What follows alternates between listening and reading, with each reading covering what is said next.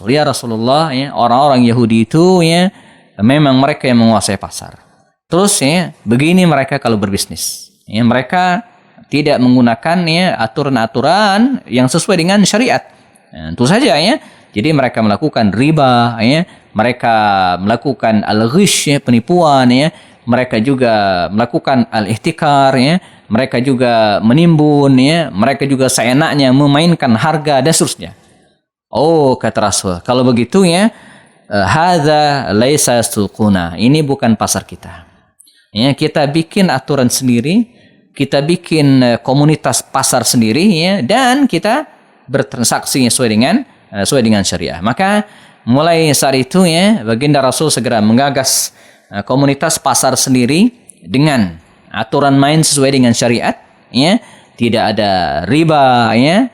Kemudian tidak boleh menipu. Man ghasyana falaysa minna, kata Rasul. Siapa yang nipu dalam transaksi jual beli dan seterusnya ya, ini bukan golongan dari kita ya. Kemudian Nabi juga misalnya melarang menimbun barang sehingga menyebabkan harga mahal gitu kan. Nabi juga melarang talaqqaw rukban misalnya. Kalau orang-orang Yahudi itu suka datang ke kebun-kebun kurma dan memaksa para petaninya untuk menjual kurma ke mereka sebelum mengantarkannya dan melarang mereka mengantarkan ke pasar, kata Rasul tidak boleh.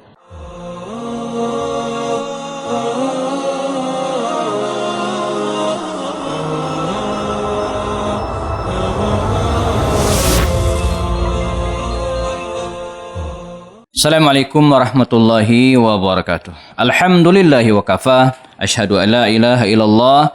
Asyhadu anna Muhammadan abduhu wa rasuluhu al-Mustafa wa ala alihi wa sahbihi wa mawlah. Teman sekalian, masih bersama saya Happy Andi Bastoni dalam program belajar sirah an-nabawiyah lewat video-video pendek. Dan kita sudah bahas ya, beberapa tema sebelumnya. Dan terakhir kita bahas tentang program-program Rasulullah ya, ketika beliau hijrah ke Madinah dalam rangka membangun peradaban di kota tersebut ya. Dan ini sekaligus menjadi pondasi bagi peradaban Islam berikutnya ya, khususnya di masa pemerintahan dinasti-dinasti Islam yang berhasil menguasai hampir 2/3 dunia. Nah, kita sudah bahas ya, bahwa program Rasulullah antara lain beliau membangun masjid secara fisik ya, dan memfungsikannya dengan baik ya. Kemudian beliau juga sudah kita bahas membangun basis sosial, menyatukan kaum muhajirin dan ansor diantaranya. Dan kemudian yang ketiga yang kita sudah bahas bahwa beliau juga membuat konstitusi Madinah yang kita kenal dengan Piagam Madinah. Nah, yang keempat ya, program beliau adalah membangun ya kekuatan ekonomi. Nah, ya, membangun kekuatan ekonomi. Mengapa ini penting? Sebab dalam membangun sebuah peradaban ya, di antara hal yang sangat tidak mungkin dinafikan adalah masalah ekonomi. Ya, masalah kebutuhan masyarakat, di mana mereka harus mencukupi kebutuhan mereka, dan dalam membangun kita tidak mungkin ya, menafikan konsep ini, yaitu membangun ekonomi. Nah, sayangnya waktu itu, teman sekalian, Madinah Al-Munawwarah ini secara ekonomi dikuasai oleh Yahudi. Ya, walaupun mereka bukan penduduk asli pendatang, tapi dengan kecanggihan mereka gitu kan, bisa menguasai ekonomi Madinah. Ya, jadi bisa disebut secara kasar, harga bahan makanan pokok.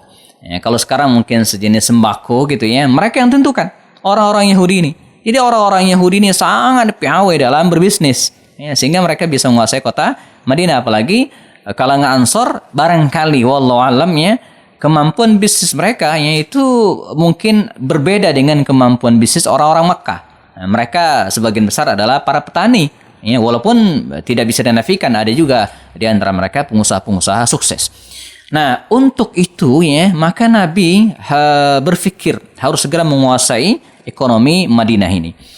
Nah, langkah pertama beliau seperti dituturkan dalam banyak buku ya. Saya secara pribadi juga telah menulis ya poin ini ya dalam buku saya, beginilah ya Rasulullah berbisnis ya. Nah, dalam buku ini, dan teman-teman bisa rujuk buku yang lainnya, Nabi memulai dari ya memastikan ya peta ekonomi Madinah waktu itu dengan Ya, semacam melakukan survei ya, kalau sekarang ya. Ini saya menggunakan istilah yang kekinian saja biar gampang difahami ya.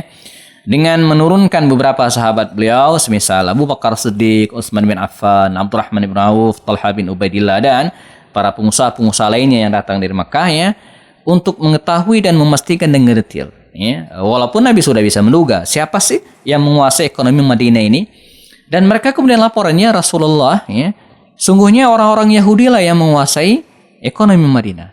Oh, kalau begitu kata Rasulullah ya, coba kalian turun ke pasar-pasar mereka, ya, lakukan survei, begitu kira-kira ya, bagaimanakah orang-orang Yahudi ini berbisnis, ya, bagaimana mereka berbisnis.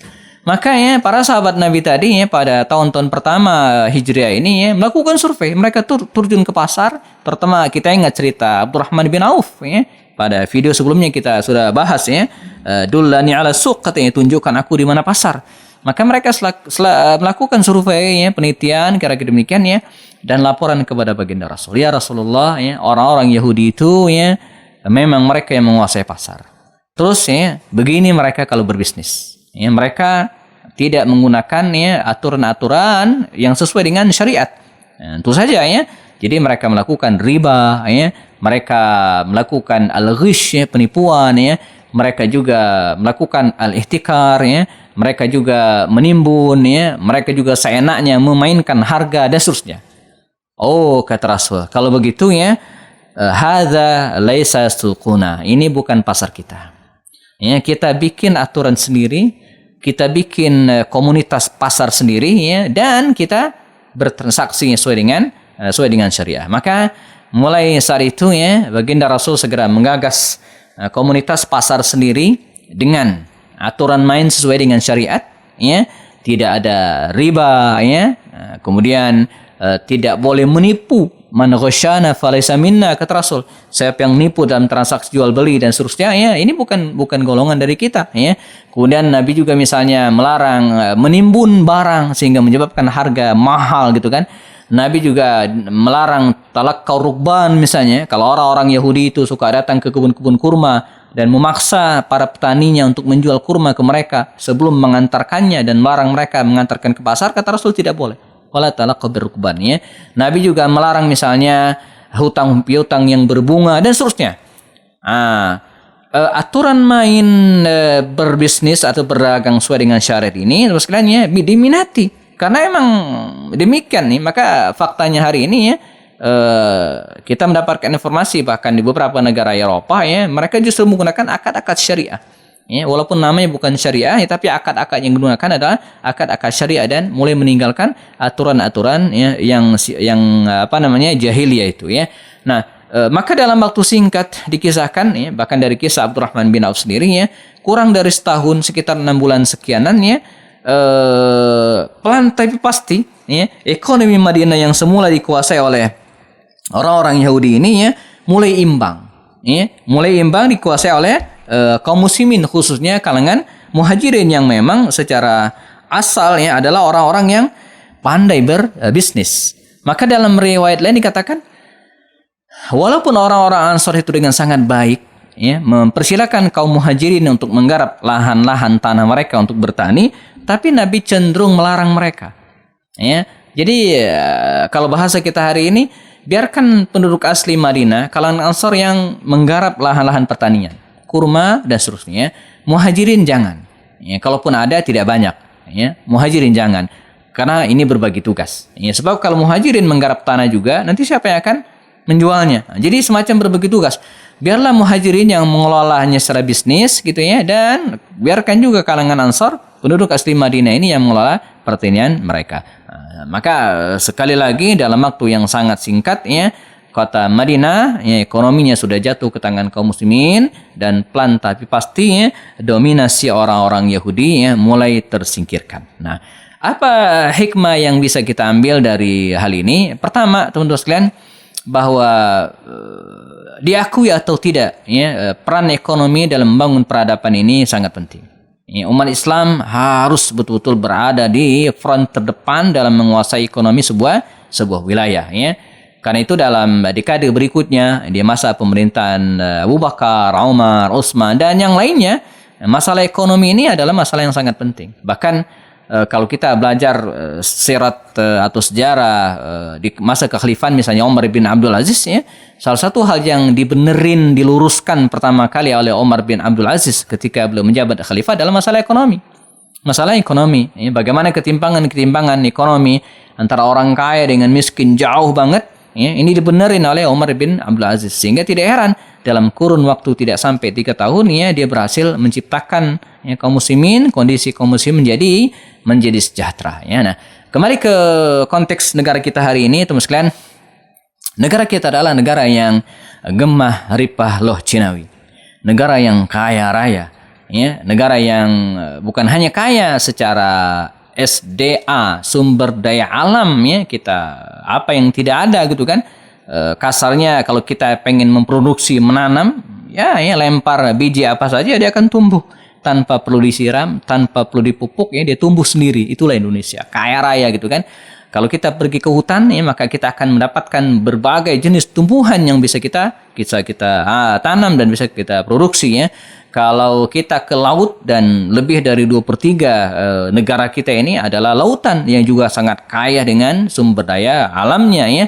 Nah, dari aspek lainnya sumber daya manusia juga demikian. Ya, 270 lebih penduduk Indonesia ini ya adalah konsumen yang fix, yang jelas. Nah, kita tidak perlu jual kemana-mana gitu kan. Apapun yang kita produksi insya Allah akan terserap dengan baik di pasar. Nah, ini kita diberikan rezeki dan nikmat oleh Allah Subhanahu wa taala dengan kekayaan yang berlimpah ini ya, dengan cuaca yang stabil terus ya. Kita tidak pernah mendapatkan cuaca yang sangat ekstrim sehingga kita tidak bisa memproduksi ya, panas luar biasa tidak. Kita juga tidak pernah mengalami musim dingin yang membuat kita tidak bisa kemana-mana, enggak gitu ya. Negara kita negara yang kaya raya. Nah, tinggal bagaimana kita membuat atau mengubah paradigma berpikir anak-anak muda, khususnya masyarakat ya, bahwa kekayaan ini ya harus kita kelola sendiri ya, harus kita yang mengurusnya ya, bukan diserahkan kepada asing maupun asing ya, aset-aset kita enggak, tapi harus kita kelola sendiri. Bagaimana caranya? Ya, di antara dengan cara menghidupkan ya jiwa-jiwa entrepreneurship dalam diri anak-anak muda. Sebab para pengusaha lah yang akan menggali sumber alam di negara kita gitu kan. Mereka lah yang membangun gedung-gedung bertingkat, mereka lah yang mengelola kekayaan ini ya, para pengusaha ya. Nah, jadi kita bisa mulai dari sini ya, sehingga kalau ini yang terjadi ya, yang kita lakukan, maka kita berharap 10 ya sampai 15 tahun ke depan ya, maksimalnya kita akan ya, mendapatkan generasi-generasi yang peduli dengan entrepreneurship dan bisa membangun dirinya sendiri atau membangun bangsa sendirinya tanpa harus ya, memberikan kekayaan ini kepada orang lain. Dan ini keseimbangan yang luar biasa yang dilakukan oleh baginda Rasul SAW di tengah bahwa beliau juga peduli terhadap masjid ya, kemudian membangun masyarakat dalam bingkai ukhuwah Islamiyah, kemudian membuat piagam Madinah yang merupakan konstitusi ya, dan undang-undang pada waktu itu ya. Nabi juga peduli dengan masalah ekonomi umat karena ini menjadi sangat penting. Nah, satu lagi program yang dibentuk oleh baginda Rasulullah ya, ketika beliau berada di Madinah ini, apa itu? Yaitu membangun angkatan militer atau angkatan perang. Ini yang akan kita bahas pada video berikutnya. Insyaallah tetap bersama saya dalam program video Sirat Nabawiyah bersama Happy Andi Bastoni. Demikian, Assalamualaikum warahmatullahi wabarakatuh.